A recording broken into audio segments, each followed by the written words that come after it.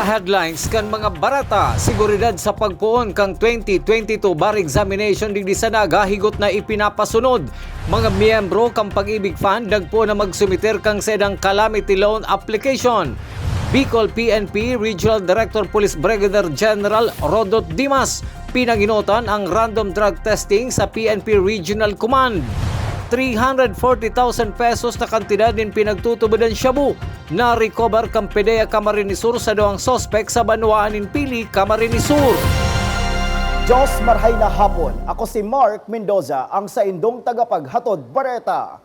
Amay na isinara sa bulos kan trapiko ang nagkapirang tinampo na harani sa University of Nueva Cáceres bilang local testing center kan bar examination ngunya na taon.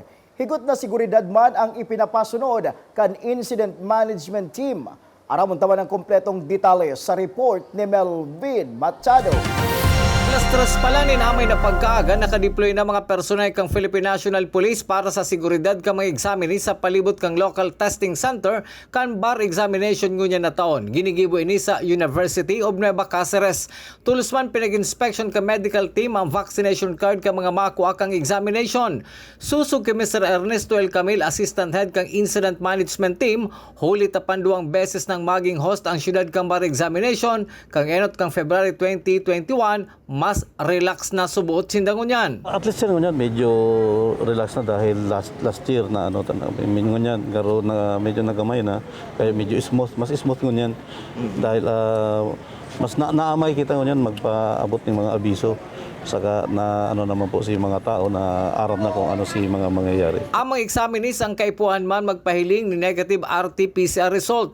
Ang eksaktong bilang ka mga magkuha kang bar examination ay ipapaluwas kang National Command Center na yaon duman sa Metro Manila.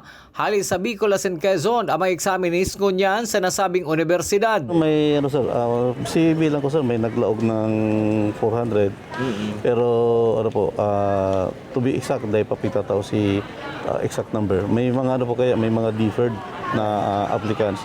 So dapat po ito si cross-check sa Supreme Court. At yan po, pinapadala po kanilang information sa National Command Center ninda sa Metro Manila. Kaya hali po dumang kabus na confirmation kang kabus na examining. Mientras tanto, ang PNP, AFP as in Coast Guard ang pinagsugo kang Korte Suprema na magsaway sa sistema na makriarin ribok na pwede makaribaraw sa proseso kan bar examination. Mayo man po, ang lang dahil may notice po ang Supreme Court na pinadara na anything po na unruly o kaya may any untoward incident, si PNP, AFP as in Coast Guard pig-deputize na iyo po ang mag-apprehend o mag-reprimand kang si mga may ginigibong sala base po sa abiso kang Supreme Court. Para sa GNN TV 48 Naga, Melvin Machado, Newsbreak. Mientras tanto, parehong sistema man ang susunod doon sa maabot na mga aldaw sa pagpapadagos kan bar examination sa siyudad ng Naga, partikularmente sa maabot na Nobyembre 13, Nobyembre 16 at Nobyembre 20. Susog kay Assistant IMT Head Ernesto El Camil. Magkakaigwaman subuot ng pagbabago kung igwang mga bagong kasuguan ang Korte Suprema. The same po, the same lang po. Unless po otherwise may ipaluwas na bagong notice o bar bulletin ang Supreme Court, duman po kita mabase sa Sa kasumpay na Bareta, pinaghiras ni Attorney PJ Barosa ang nagkapirang paagi para mas maging madali sa mga makuaning bar examination ang pagsimbag sa mga kahapotan. Susog kay Attorney Barosa, dapat magtiwala lang sa saindang sadiri asin mayong ibang pag-isipon para day maribaraw sa pagsimbag. Naglalao man si Attorney Barosa na magiging kapareho man niya ang mga examinees na ngunyan makakapasarman sa bar examination. Padagos lang na magtiwala sa sadiri, mag-adal, ang pinaka-importante kaya hindi ka maribaraw pang mga concerns. Siyempre may mga, lalo na pag-abot sa exam, igwa kang dai kasigurado sa simbag mo. No? Minsan nga kaya na gabos man na simbagan, ang hapot lang kung tama. Pero, alagad, dahil ka kayan pabayaan mo na si enot na exam, igwa pa sunod sa Sunday, and then sa sunod na Wednesday, tapos sa Sunday ulit. Dahil mo na ito pag-isipon kung ano man maisisimbag mo ngunyan na Wednesday. Focus and always do your best. Do your best. Yun lang ang masasabi ko. Pag nag 4 years ka man adal and then nag-review ka pa, aram ko na yaon na sa imo gabus na dapat na isimbag.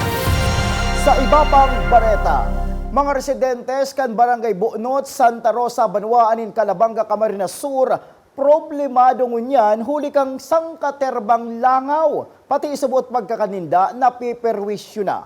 Aramon taman ng kompletong detalye sa report ni Jerome B. Problema ngunyan kan mga residente sa Barangay Bunota, Santa Rosa, Calabanga, Camarines Sur, ang sandamakmak na langaw sa kada harong sa nasabing lugar. Sigun kinanay Alma Anto, dakula subot na perwisyo ang mga langaw sa sayin ng barangay, lalo na sa pagkakanin hulita, pwede ni nga makapektar sa salud, lalo na sa mga kakian. Ay po, sige mi lang, di naman sige mi linig, kanya na naman. Sanay na kamo. May mabukan magini po. Paano pagkakakan? Madurhat po kami. Pasirin sa ruwat, darami ang plato. Sado nga po, siyempre po, ang mga aki, minsan bayaanan po ang maluto dyan. Sabi ko, ang langaw yan na naman, takbubaran naman ng planggas na. Plano man na magkaigwanin pag-urulay ang barangay council kung ano ang pwedeng maging solusyon kan problema, asin na uyon man ay pasarado ay na mga poultry sa lugar na saro sa posibleng pinagikanan kan langaw. Sabi po, sina po kaya ang nakakamate, ang sabi nila talaga, haling poultry daw po ang langaw. Poultry ni Isay. Ito pong nakapalibot sa inda, taanas man po, sarok lang kaya duman raya ang gabos ng poultry. Pero apat po duman ang poultry. Siguro po sa Munyan, ang tao kaya po, dahil man direct na nag-iigdi po sa barangay hall na magreklamo. Dahil man po sinda direct na mag-igdi. Kaya mga kuyan-kuyan lang po, pag naglalakaw kami, yan, masabi. Pero po, dahil sinda formal na, nag-edit talaga. Baka po sa pag-session ni po Munyan Lunes, mapag-prolayan ni po yan. Sa lado man kan lokal na gobyerno kan Calabanga, sa pagi ni Mayor Eugene Severo, pigsugo naman kay ni an opisina kan sanidad, tangani nga bisitahon, ang lugar tanganing maaraman talaga kung sa inhali, ang nasabing mga langaw. I-clarify ta, sikang July and August na sa langaw, hindi po ito sa may area ng Paolbo, Grande, and Paprika. Ito po nasolusyonan ka within 2 weeks, 1 week, nahaman ito.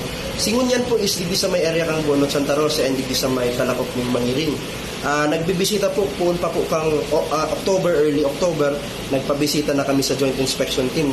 As in, naabot man nga ni sa Indosi Barita na kami nagpa-temporary closure ng Sarong Poultry Farm. As long as dahil nagkukumplay yan, kami po mapapasarado ng poultry.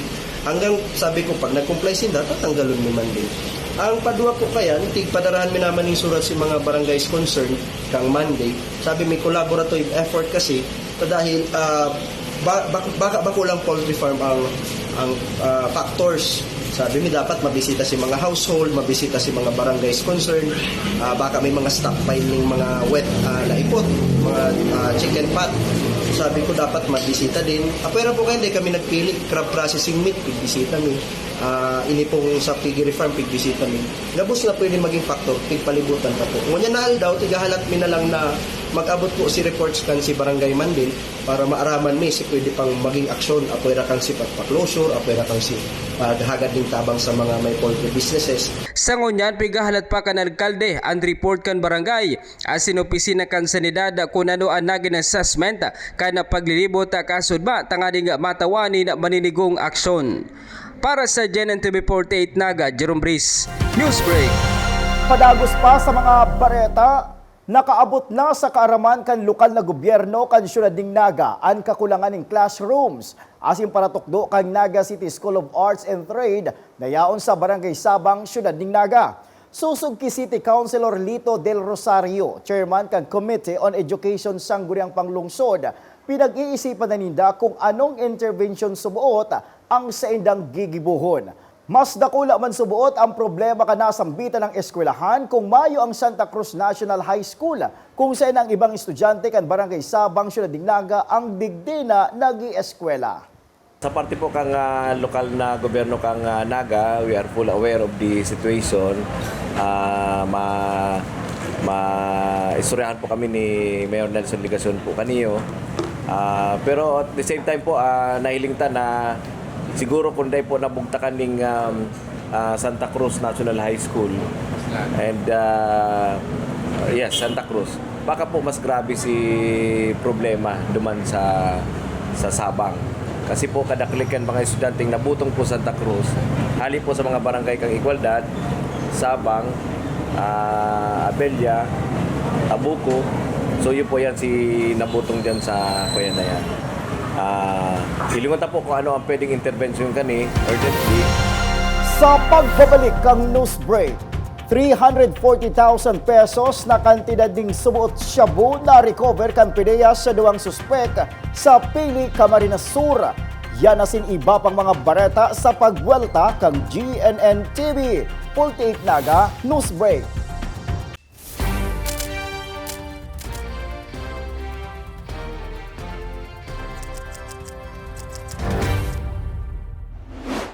Mas pinalinaw, mas pinalakas, mas pinalawak.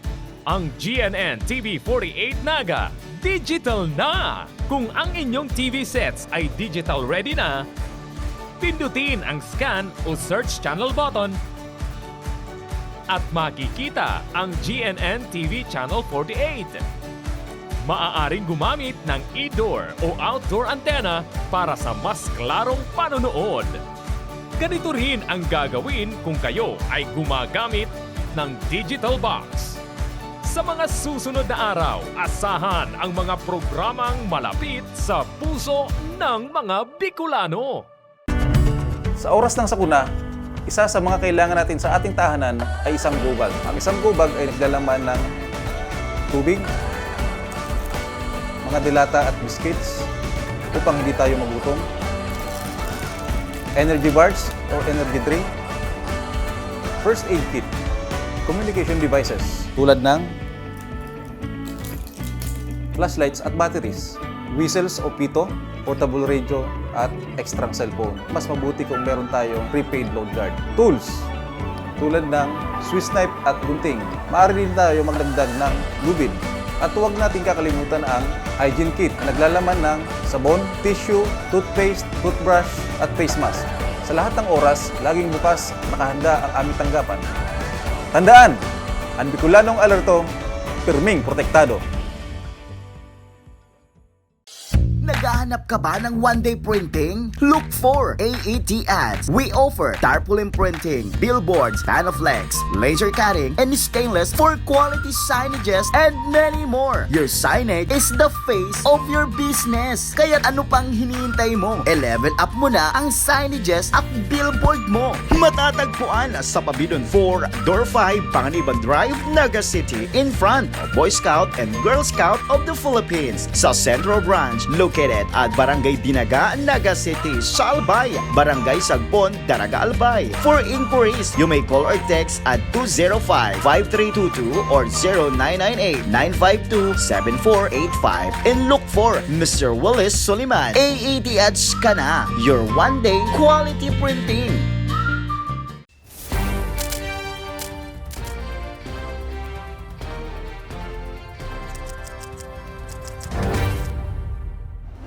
Padagos pa sa mga bareta, mga membros kan Pag-ibig Fund sa Bicol nagpunang magsumitir kang sa idang calamity loan application. Aramot ang kumpletong detalye sa report ni Melvin Machado. Basado sa Presidential Proclamation No. 84, ibinubugtak sa state of calamity ang mga rehiyon kang Region 4A, Region 6, Bangsamoro Autonomous Region in Muslim Mindanao, asin ang bilog na Kabikulan. Huli kaini, pwede sila makapag-availing calamity loan sa opisina kang Pag-ibig Fund Bicol. Susuki Pag-ibig Bicol Area Head Maria Luisa Barcibal, may 147 applicants na nagsumiter kang sa edang loan application sa bilog na Bicol. 80% kang hulog ang pwedeng maloan kang sarong miyembro. November 7. Apo.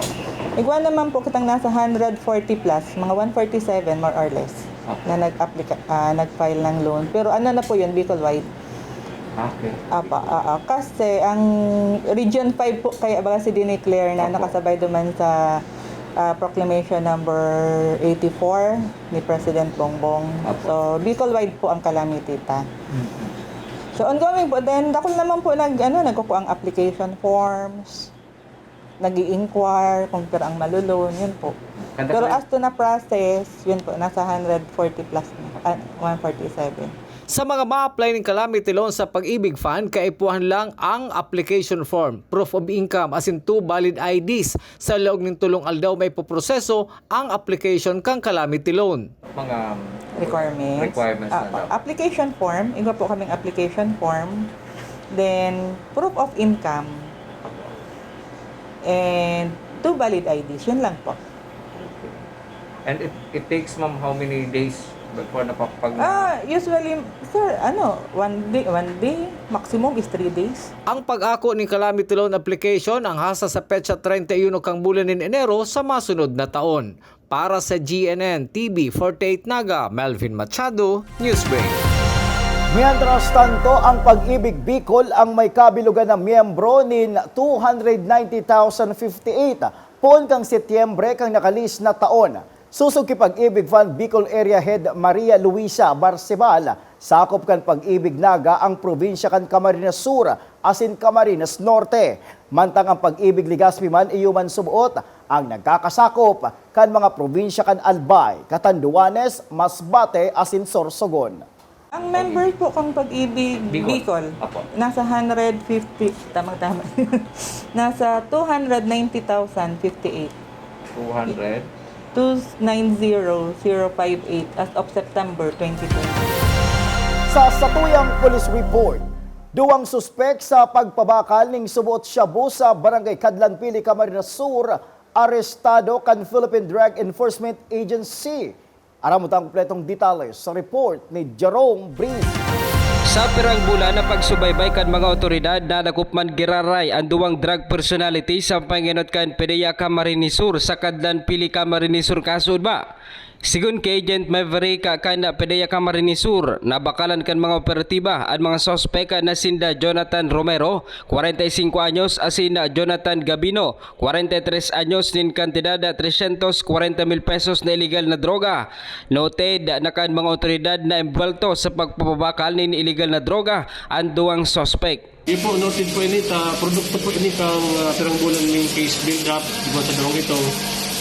And lawan mga tao po nagsarabi na ini po talaga yun po talaga ng mga positif na para tinda sa lugar ninda. Actually nga nito ang harong ninda ginigamit pa nindang drug din. Duman nagagaramit ang mga parakyano kay ining duwang ini. Duman sinda nagkakandak ng mga taxation piripirni. So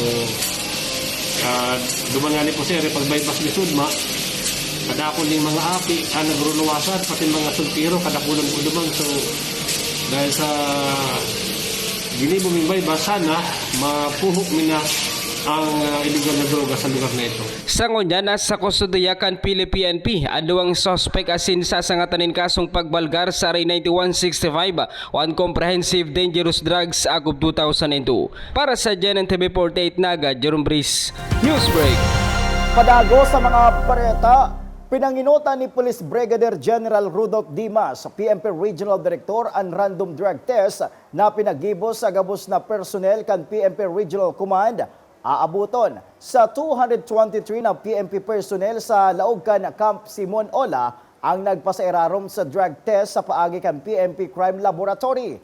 Ang random drug test ang programa sa buot kan PNP para maaraman kung igwapang mga personahe na naiimbwelto sa paggamit ng illegal na droga. Sa iba pang police report, makaliis ang 16 na taon, suspect na may kasong frustrated murder, arestado sa siyudad ng Naga. Aramutan ang kompletong detalye sa report ni Jerome Breeze. Sa haros 16 na taon na aresto man girarikan mga otoridad ang sarong wanted person na taga Kamaligan na may kasong frustrated murder sa Barangay Concepcion, Pequeña, Naga City sa pagkikipagtabangan kay Naga City Police Office asin Kamaligan PNP. Nabisto ang akusado na si Harry Santaan na 36 anyos, kana Duggal, Kamaligan. Napagaraman na taong 2006 pa, pig-issue kan korte ang mandamiento de aresto na may piyansang 200,000 pesos para man sa temporaryong libertad kan sospek. Pagi kang pag-monitor po kang patuloy mga tracker team. sa panginot po kang anuta kan tutuyang intel sa kasawaran PNCO. Ayan po na monitor na yan din si sa area kang Naga City si Harry Santa Ana di Aragon. Single po ni construction worker saka resident po kang Sumuan, San Francisco, Kumaligan, Camarinesor. Dinak po ni kan sa tuwing mga operatiba sa kasong frustrated murder. May recommended bail po sa sayang temporaryong paglaya ni nasa 200,000. Ang nasabing akusado pinag-turnover naman kan Police Station number 6 Naga City Police Office duman sa Kamaligan na Municipal Police Station, Kasudma. Para sa GNN TV 48 Naga, Jerome Briz, Newsbreak.